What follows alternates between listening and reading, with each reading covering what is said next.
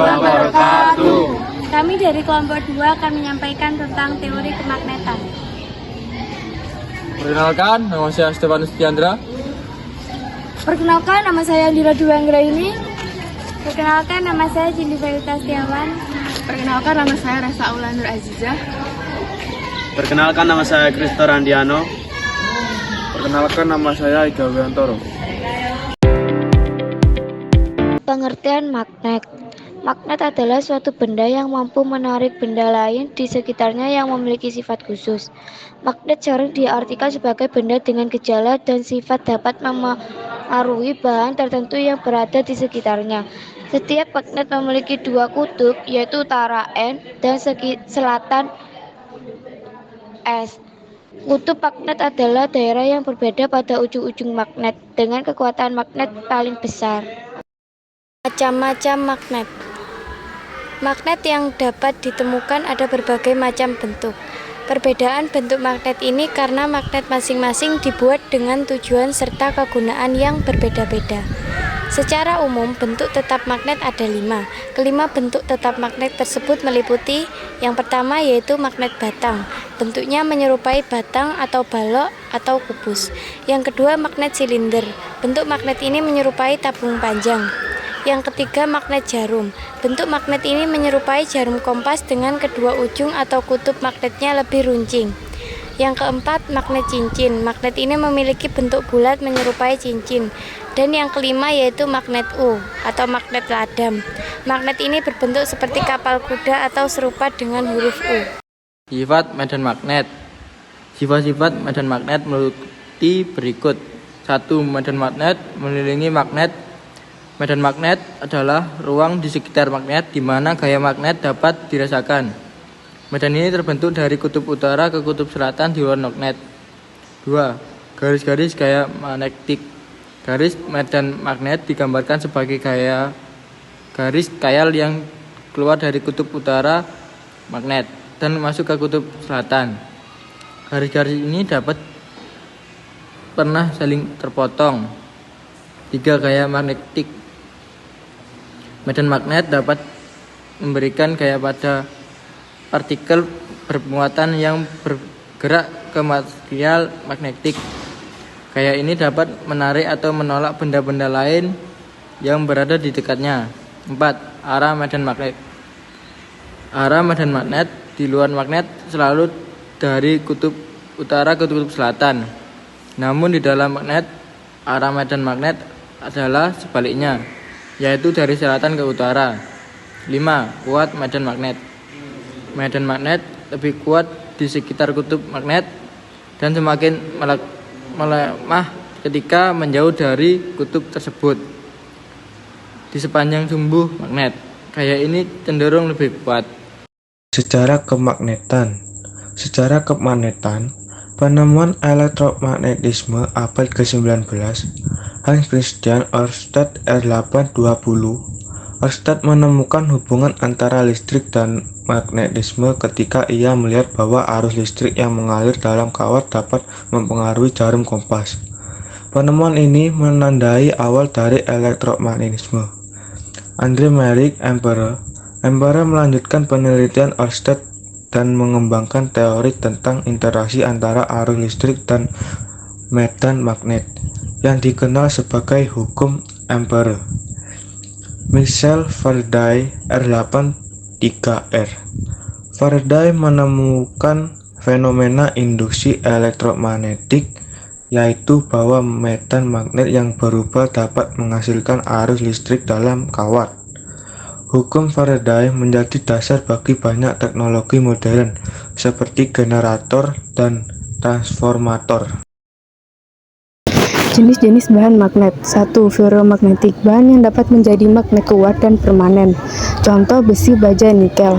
2. Paramagnetik, bahan yang lemah tertarik oleh medan magnet dan hanya bersifat magnetik sementara. Contoh aluminium, platina. 3. Diamagnetik, bahan yang ditolak oleh medan magnet dan tidak dapat menjadi magnet. Contoh tembaga, emas, bismut. 4. Ferimagnetik, bahan dengan sifat magnetik yang ferromagnetik tetapi lebih lemah. Contoh bahan keramik magnetik. 5. 5. Antiferromagnetik. Bahan dengan momen magnet yang saling meniadakan di dalam strukturnya kristalnya. Contoh mangan oksida MnO. Dan hukum magnet. 1. Medan magnet pada kawat lurus berarus.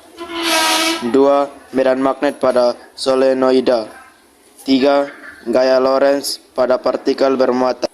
4. Gaya magnetik pada kawat berarus dalam medan magnet. 5. Flux magnetik.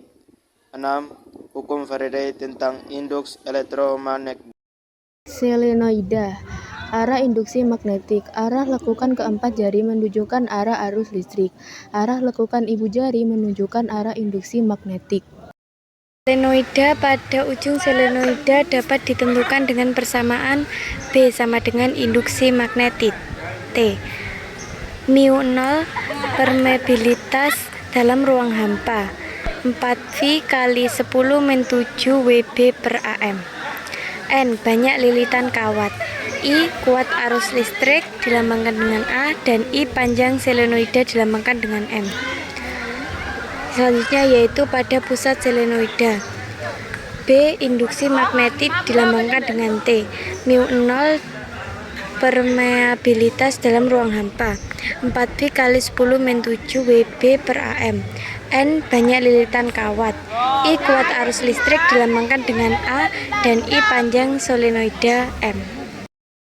Kita dapat melihat hasil percobaan yang telah kita lakukan pada layar tersebut.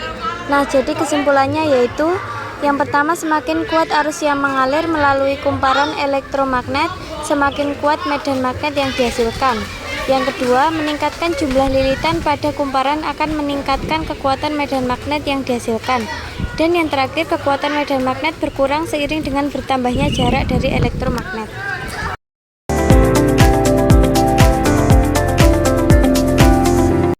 Artian gaya Lorentz. Gaya Lorentz adalah gaya yang timbul akibat adanya arus listrik dalam suatu medan magnet. Jadi, jika kita memiliki suatu benda konduktor yang berada di dalam medan magnet, kemudian kita aliri benda tersebut dengan arus listrik, maka akan timbul suatu gaya yang mampu menggerakkan benda tersebut. Kawat berarus dalam medan magnetik. Gaya Lorentz di kawat berarus. Untuk kaidah dengan kanan gaya Lorentz, yang pertama menggunakan 3 jari. Ibu jari adalah arah arus listrik I. Jari telunjuk adalah arah medan magnet B. Jari tengah adalah arah gaya Lorentz F. Untuk kaidah tangan yang kedua menggunakan telapak tangan yang terbuka serta lebih mudah digunakan. Ibu jari adalah arah arus listrik I. Keempat jari lainnya adalah arah medan magnet B. Telapak tangan adalah arah gaya Lorentz F. Gaya Lorentz di kawat sejajar yang memiliki arus listrik. Pada saat ada dua buah kawat yang memiliki panjang I, kemudian dialiri arus listrik sebesar I dan kedua kawat tersebut diletakkan pada medan magnetik sebesar B, akan terjadi gaya magnetik. Gaya elektrik yang terjadi adalah tarik-menarik maupun tolak-menolak bergantung kepada arah arus listrik yang berasal dari masing-masing kawat. Keterangan Fr, gaya tarik-menarik atau tolak-menolak di kawat I Newton. F2, gaya tarik-menarik atau tolak-menolak di kawat 2 Newton. Gaya Lorentz muatan bergerak di dalam magnet. Pada saat terdapat muatan listrik Q bergerak dengan kecepatan V pada medan magnet B, maka akan terjadi gaya magnetik dan dapat dihitung dengan rumus Lorentz Q VB X sin A. Keterangan Q muatan listrik, V kecepatan bergerak, gerak B medan magnet, A sudut yang dibentuk B dan V. Kemudian jika arah pada medan magnet tegak lurus dengan arah kecepatan partikel yang bermuatan listrik, menyebabkan lintasannya bergerak lingkaran, sehingga partikelnya akan mengalami gaya sentrifugal yang berasal sama dengan gaya magnetik. Lorentz centripetal. Q VB sama dengan mv2 atau R.